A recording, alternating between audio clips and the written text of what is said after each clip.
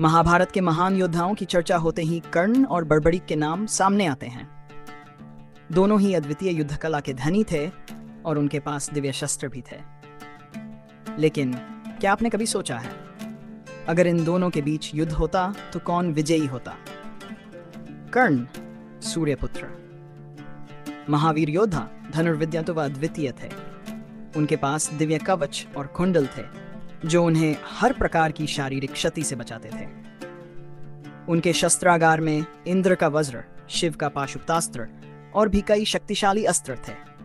कर्ण की वीरता और साहस ने उन्हें महाभारत के सबसे महान योद्धाओं में से एक बना दिया।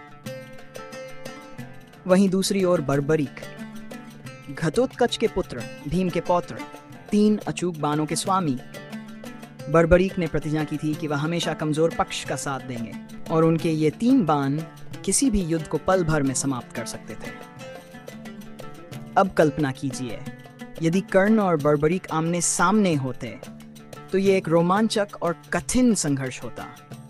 कर्ण की धनुर्विद्या और रणनीति बर्बरीक के अचूक बाणों के सामने होती। बर्बरीक का पहला बाण शत्रु को चिन्हित करता, दूसरा बाण उसे नष्ट करता और तीसरा बाण वापस तरक्ष में लौट आता। बर्बरीक के बाणों की शक्ति के सामने कर्ण की दिव्य कवच कुंडल भी शायद ज्यादा देर तक टिक नहीं पाते।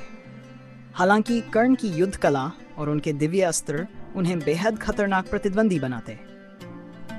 लेकिन श्री कृष्ण ने बर्बरीक की शक्ति को समझा और इस युद्ध में शामिल होने से पहले ही बर्बरीक से उनका सिरदान में मांग लिया ताकि युद्ध का संतुलन न बिगड़े।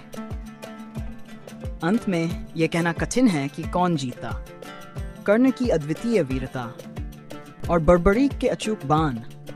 दोनों ही महाभारत के युद्ध में अद्वितीय भूमिका निभाते।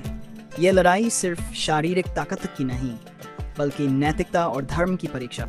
हिंदी क्वोट्स 101 चैनल को सब्सक्राइब करें और महाभारत की ऐसी ही और कहानियों के लिए हमारे साथ बने रहें।